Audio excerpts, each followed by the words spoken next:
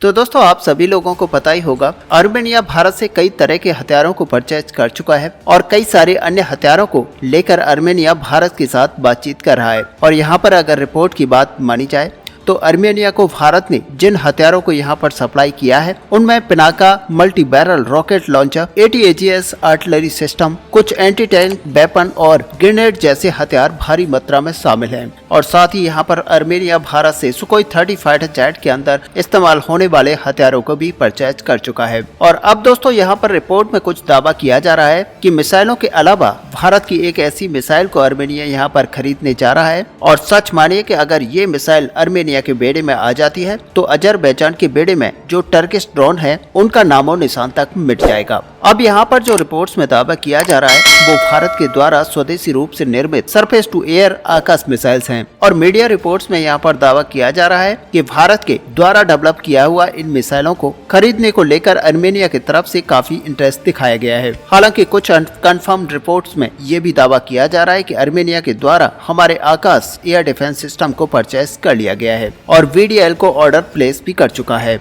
हालांकि किसी की तरफ से इसको पुष्टि नहीं की गई है और न ही आर्मेनिया की तरफ से इस तरह की कोई भी जानकारी साझा की गई है और न ही किसी भी भारत के पक्ष के द्वारा ऐसा यहाँ पर बताया गया है। हालांकि दोस्तों ऑपरेशनल सीक्रेसी और कई तरह के नियमों के कारण ऐसे हथियारों की डील को अक्सर पब्लिश नहीं किया जाता है। ऐसे में कई बार होता यह है कि इस तरह के हथियारों की डिलीवरी पहले हो जाती है और उसके कई सालों बाद ये सारी रिपोर्ट्स निकल कर आती हैं। लेकिन दोस्तों यहाँ पर कुछ रिपोर्ट्स का दावा किया जा रहा है कि भारत को किसी एक देश की तरफ से आकाश मिसाइलों का बड़ी संख्या में यहाँ पर ऑर्डर मिला है। हालांकि इससे पहले भी इसी तरह का एक दावा एक रिपोर्ट के द्वारा किया गया था और जो कि सच साबित हुआ था। ऐसे में दोस्तों यहाँ पर रिपोर्ट में बताया गया था कि सूडान की तरफ से आकाश मिसाइलों को खरीदा गया है और इसे लेकर कभी भी कोई ऑफिशियल कंफर्मेशन अभी तक नहीं आई। लेकिन जब सूडान की तरफ से अपने एग्जीबिशन के दरमियान आकाश मिसाइलों को शो किया गया तो ये बात साफ हो गई थी कि सूडान आकाश मिसाइलों को भारत से खरीद चुका है। यहाँ तक कि आर्मेनिया की तरफ से भारत को आर्टिलरी को खरीदा गया था तब भी कोई ऑफिशियल कंफर्मेशन नहीं आया था। लेकिन बाद में धीरे धीरे करके रिपोर्टों में ये साफ होता गया था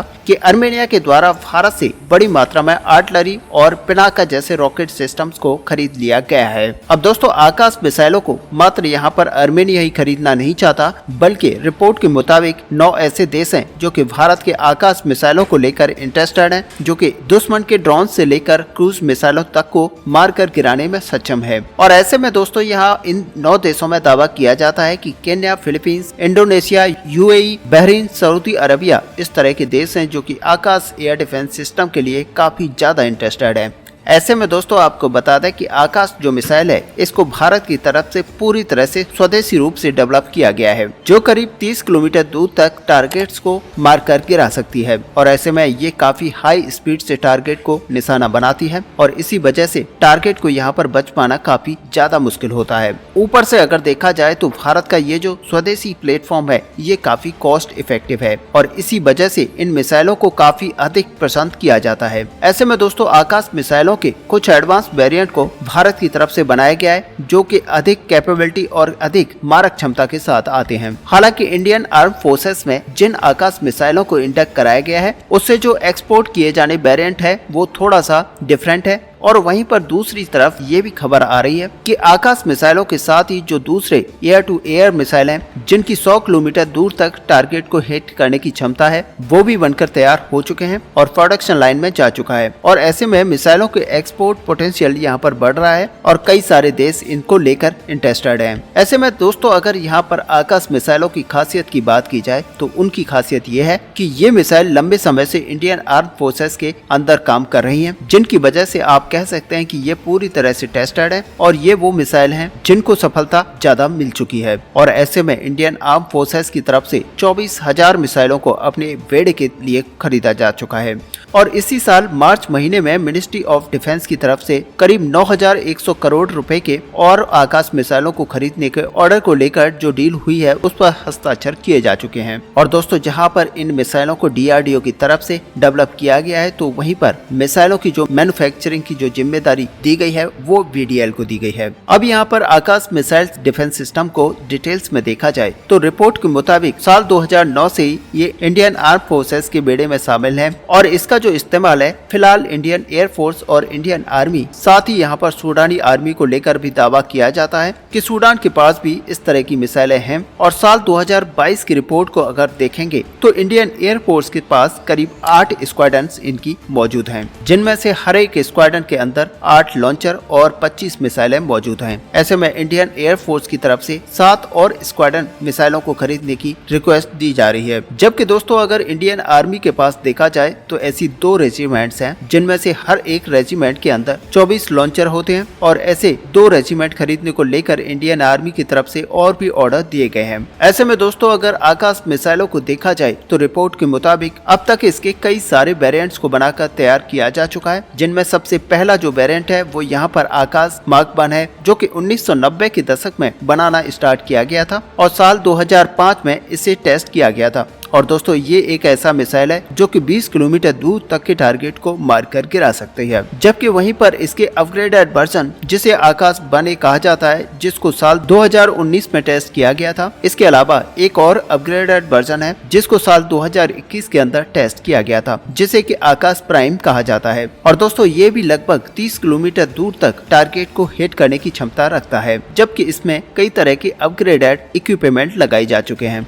और इसका सबसे जो आधुनिक वर्जन है वो आकाश NG है, जिसको कि नेक्स्ट जनरेशन आकाश कहा जाता है। और दोस्तों ये मिसाइल करीब 70 से लेकर 80 किलोमीटर दूर तक टारगेटों को निशाना बनाने में सक्षम है। और रिपोर्ट की अगर माने तो अब तक इन मिसाइलों का 4 प्रोडक्शन हो चुका है और जो लास्ट प्रोडक्शन है वो साल 2022 के दिसंबर में हुआ था। और दोस्तों आर्मेनिया यहाँ पर कौन सी मिसाइलों को खरीद चुकी है या फिर खरीदने वाली है ये तो अब तक साफ नहीं हुआ है, लेकिन जो भी मिसाइल आर्मेनिया को दी जाएगी वो यहाँ पर आर्मेनिया की ताकत में एक बड़ी बढ़ोतरी करेगी। अब एक तरफ जहाँ पर भारत अपनी मिसाइल को एक्सपोर्ट करने को लेकर तैयारी कर रहा है, तो वहीं दूसरी तरफ इंडियन नेवी कुछ टैंकरों को भी लीज पर लेने की बातें कर रहा है। और ऐसे में दोस्तों आपको बता दें कि यहाँ पर रिपोर्ट के मुताबिक इंडियन नेवी की तरफ से एक रिक्वेस्ट फॉर इन्फॉर्मेशन जारी किया गया है। और दोस्तों ये रिक्वेस्ट ऑफ इन्फॉर्मेशन असल में कुछ टैंकरों को 2 साल 6 महीने के लिए लीज पर लेने को है। हालांकि दोस्तों रिक्वेस्ट ऑफ इन्फॉर्मेशन की बात यहाँ पर की जाए तो इसमें कहा गया है कि अगर सब कुछ सही चलता है तो ये जो लीज पीरियड है इसको 2 साल के लिए और भी बढ़ा लिया जाएगा, यानी कि 4.5 साल तक ऐसे टैंकरों को लीज में इस्तेमाल करने को लेकर इंडियन नेवी की तरफ से इंटरेस्ट जताया गया है। और दोस्तों ये जरूरत इसलिए पड़ी है क्योंकि इंडियन नेवी अपने जहाजों को इमरजेंसी बेसिस पर समुद्र के अंदर रिफ्यूलिंग कर पाए और नेवल ऑपरेशनल कैपेबिलिटी को यहाँ पर बढ़ा सके।